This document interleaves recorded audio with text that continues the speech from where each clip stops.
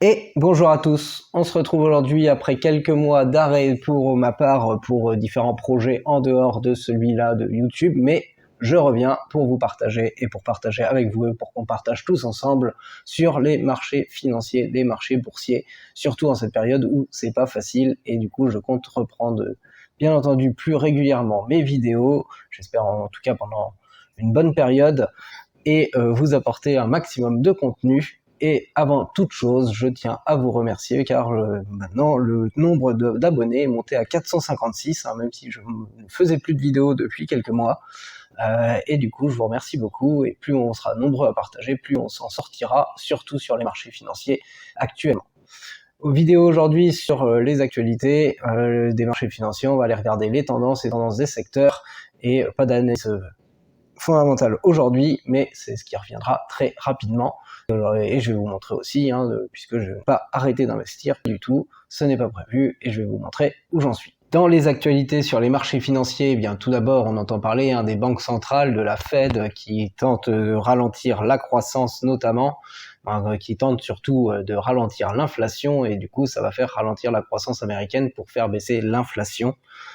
Et donc du coup on a toute la remontée des taux et du coup les hausses de taux, il y en a qui estiment qu'elles vont être supérieures à ce que la Fed annonce pour l'instant, et en tout cas on voit toutes ces remontées de taux au fur et à mesure.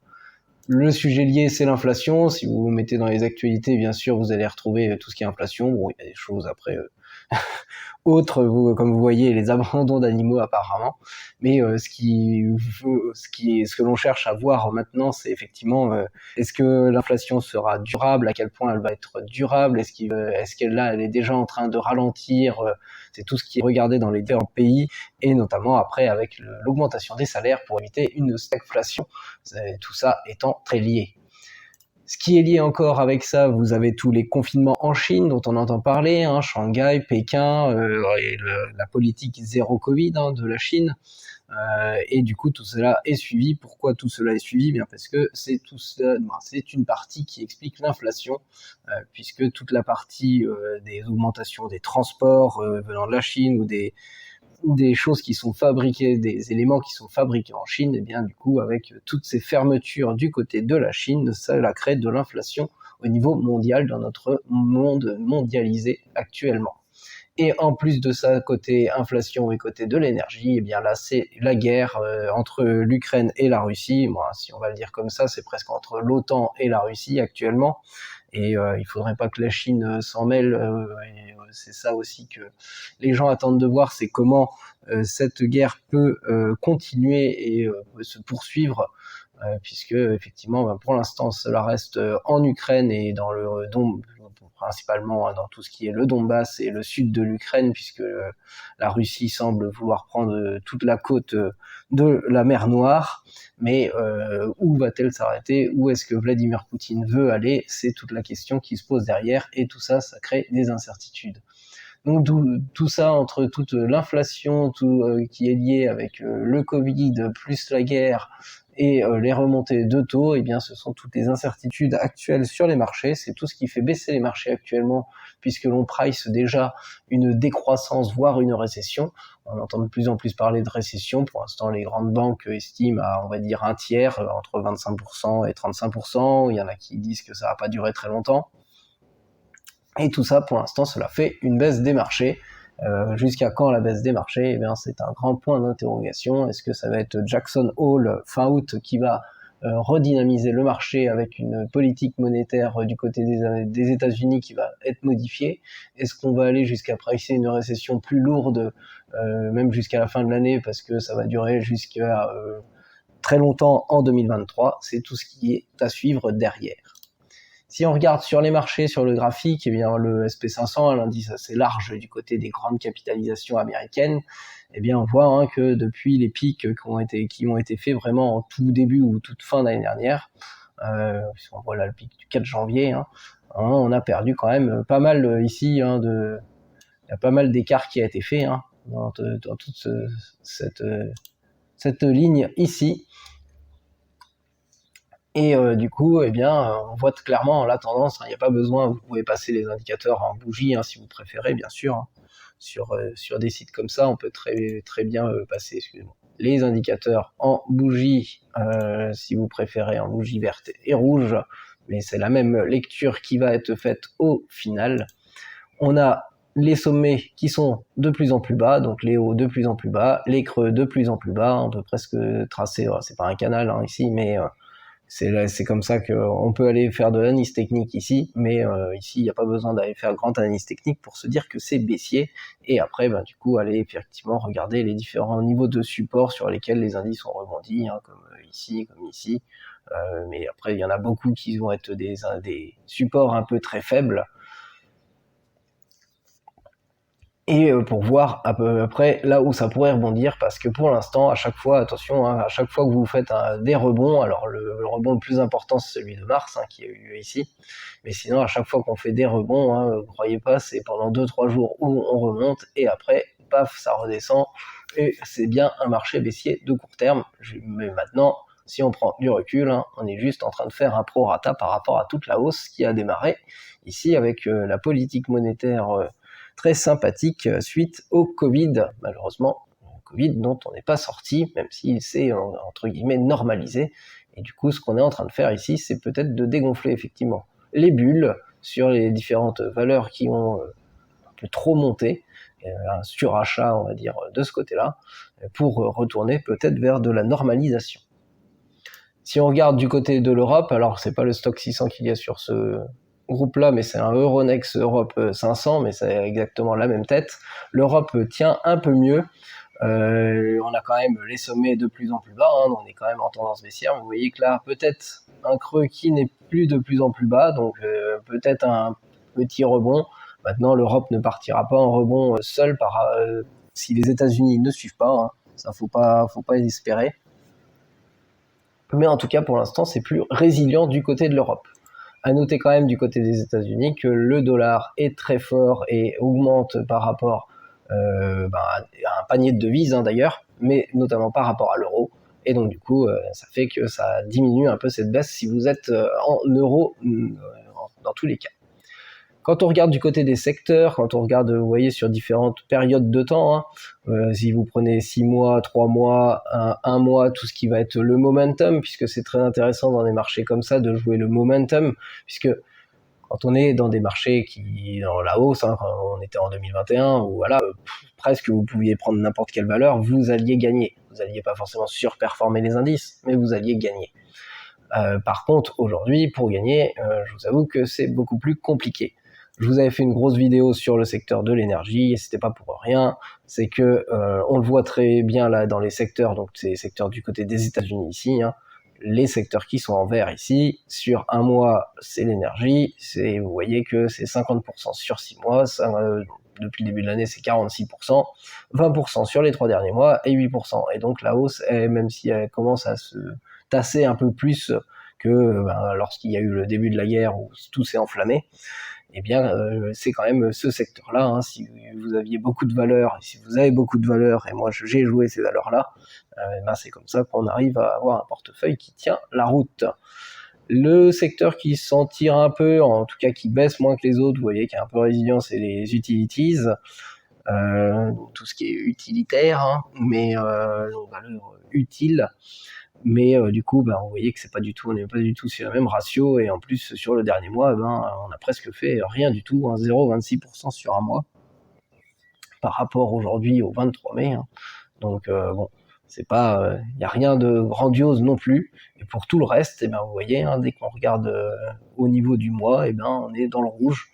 Le seul qui s'en tire un petit peu, c'est la santé, qui est aussi un peu comme les utilities, qui fait pas trop grand chose, mais en tout cas qui baisse beaucoup moins que d'autres marchés, tels qu'on pourrait prendre sur 3 mois, la consommation discrétionnaire, les technologies, ici on a tout ce qui est consommation des services aussi, et les financières même qui s'en sortent pas terrible, même si peut-être qu'elles vont amorcer des rebonds. Tout ça, ça reste à voir. Mais du côté, si vous regardez je vous ai pas mis les secteurs européens ici, mais si on va regarder, ils sont là. Excusez-moi. Si on va regarder les secteurs européens, alors bon, les titres s'affichent pas ici. On va pouvoir regarder sur un mois, sur une semaine, sur un an, tout ça, sur toutes ces unités de temps. Et vous voyez que sur un mois, il n'y a pas beaucoup de choses qui sont en vert, hein, parmi tous les stocks ici, qui sont les stocks 600 avec tous les secteurs du stock 600. Et vous voyez que ce qui est en vert, on va retrouver les mêmes secteurs, c'est-à-dire les utilities ici. Ici, c'est oil and gas. Ici, c'est encore oil and gas, mais un autre oil and gas au niveau des secteurs. Et ici, on va retrouver les utilities, puisqu'il y a des optimized utilities et des optimized oil and gas. C'est pour ça qu'il y a 2 fois les secteurs, mais c'est exactement les mêmes secteurs que l'on va retrouver avec beaucoup de vert. Et vous voyez, si on prend du vert sur un an, etc., et depuis le début de l'année, eh bien c'est bien le secteur oil and gas optimized ici ou oil and gas ici que l'on va retrouver. Et c'est bien le seul secteur qui sauve un. Cette vision des secteurs vous donne effectivement les secteurs, on va dire, qui ont le plus performé, sur lesquels vous pouvez vous en sortir, car évidemment, si vous êtes sur des ETF sur l'indice complet, eh bien actuellement, tant que vous avez acheté après cette date à peu près de mars 2021, donc maintenant il y a plus d'un an, de toute façon, tout ce que vous avez fait, même en DCA, en tous les mois, toutes les semaines ou quoi que ce soit, vous êtes forcément au-dessus des valeurs actuelles et donc vous êtes perdant. Et c'est un marché, du coup, quand c'est baissier, c'est là où c'est plus difficile, et c'est là où, quand on fait du stock picking, où on choisit ses actions, on peut essayer de s'en sortir, justement, en allant regarder des bons secteurs, par exemple, ou alors en allant regarder notamment des grandes tendances, et c'est pour ça que je vous parle ici des momentum, que ce soit sur 1 mois, 3 mois, 6 mois, à vous de voir le momentum que vous voulez. L'idée, ça ne veut pas dire que vous n'êtes pas obligé de garder l'action à long terme et à réfléchir à long terme sur les choses, mais à venir peut-être sur les actions au bon moment, aux bonnes périodes, parce qu'il est toujours plus facile d'avoir investi il y a 6 mois dans des actions du secteur de l'énergie et de se retrouver avec des actions qui sont en positif, même si elles vont avoir une correction dans le futur, par exemple, plutôt que de démarrer d'abord dans le négatif, même si ça peut permettre de faire baisser votre PRU, votre prix de revient unitaire, ce qui peut être intéressant. Une fois que vous avez appris un secteur, bien sûr, vous pouvez aller voir les valeurs du secteur en question, ici sur ce site-là, par exemple, et vous allez retrouver plusieurs valeurs, notamment que nous avons vu ensemble dans ma vidéo sur les valeurs de l'énergie, du Devon Energy par exemple, ou tout ce qui est du Chevron, ConocoPhillips, ou encore Marathon Petroleum, tout ce qui est dans oil and gas, Oneok, on en a déjà parlé aussi, c'est toutes ces, ou ExxonMobil, très connu aussi, c'est toutes ces valeurs-là qui, vous voyez, aujourd'hui sont beaucoup dans le vert. Et après, bien sûr, vous pouvez aller chercher par action, et c'est avec une carte thermique des marchés boursiers comme ça, on peut se faire une idée de ce qui se passe. Là, c'est la performance sur 6 mois, et on voit très clairement les minéraux énergétiques qui ressortent, les services publics ici en vert, clairement en rouge, tout ce qui est technologie, c'est clairement en rouge, même si vous voyez qu'il y a des valeurs qui s'en sortent, même dans les technologies, par exemple ici, c'est CERN. Je ne connais pas plus que ça, je ne connais pas toutes les valeurs. Là, c'est l'Eidos, par exemple. On voit quand même des valeurs qui arrivent à s'en sortir, et de la même façon, on peut voir sur 6 mois, sur 3 mois, ce qui se passe au fur et à mesure. Et là, on voit que du côté des minéraux énergétiques, des services publics, sur 3 mois, c'est toujours bon. Et sur 1 mois, là, par contre, ça commence déjà à être moins bon du côté des services publics. Un peu moins bon aussi du côté des minéraux énergétiques, même si ça se maintient davantage, et on voit aussi des secteurs de la santé avec des grosses valeurs telles que Pfizer qui ces derniers temps arrive à tirer son épingle du jeu. Et voilà, c'est tous ces stock picking là que vous pouvez faire à court terme, soit en faisant du suivi de tendance, et puis du coup avoir à vous de définir les critères de quand vous sortez de ces valeurs-là, soit pour vous dire que c'est des bons moments pour des points de rebond et les prendre à long terme. Cette carte des marchés boursiers, cette carte thermique peut aussi se faire sur les marchés européens. Ici, on est sur les marchés européens, et on voit de suite sur 6 mois que les marchés européens ils sont beaucoup plus résilients, puisque là on voit même toute la technologie de la santé qui n'affiche pas que du rouge, et on n'a pas de grosses cartes. On a bien sûr les minéraux énergétiques, Total Energy, des grosses valeurs comme ça qui s'en sortent bien. La BP c'est du côté des Anglais. Alors, on a Eni ici, mais on voit clairement que la carte elle est beaucoup moins rouge, ou beaucoup moins globalement rouge en tout cas, que du côté des États-Unis. Sur 3 mois, eh bien c'est la même chose que l'on voit, toujours ces minéraux énergétiques toujours en vert, et sur le dernier mois, eh bien c'est pareil, c'est quand même un peu marron.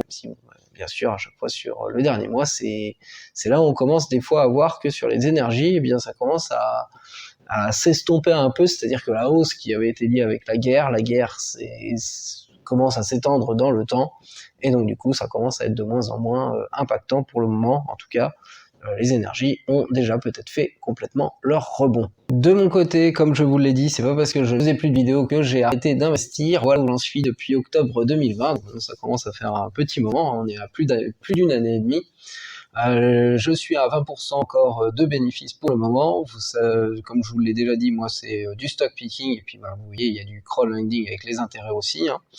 Je ne cherche pas plus que ça les dividendes, je cherche surtout à effectivement faire du trend following.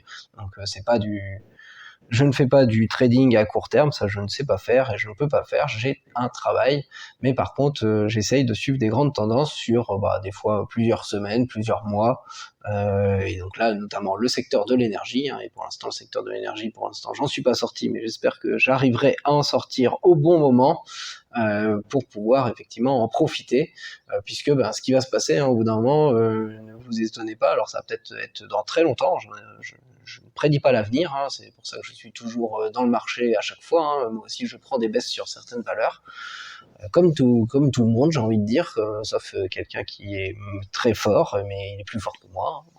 Il y en a beaucoup, moi je ne suis qu'un amateur. Et du coup, il faudra à un moment sortir de ces valeurs énergétiques, ou alors c'est en fait vous avez deux choix, soit vous les prenez à long terme et vous êtes dedans déjà, vous avez profité de la hausse actuelle et vous vous dites que le secteur de l'énergie va continuer comme ça, il y a des chances, il y a des très bonnes valeurs, vous pouvez revenir aux fondamentaux et on en reverra pour suivre les fondamentaux de ces valeurs, et vous pouvez ne sortir soit jamais, soit que au moment où cette valeur, ces fondamentaux ne sont plus bons pour la valeur en question, ou alors vous suivez des grandes tendances comme j'essaye souvent de le faire, en tout cas sur cette partie du portefeuille dont on parle avec vous, dont on parle ensemble. Et du coup, l'idée derrière, ça va être de savoir quand est-ce que le reste va reprendre avec une forte croissance, puisque à ce moment-là, lorsqu'il y aurait une reprise des autres valeurs du marché, les cycliques, les values, parce que même les values maintenant ont bien descendu, et encore pire sur tout ce qui est technologique, il y a des chances que ce soit ces valeurs qui sont aujourd'hui en forte baisse qui rebondissent bien plus que ces valeurs énergétiques qui, elles, n'ont pas subi cette baisse, ou en tout cas pas pour le moment.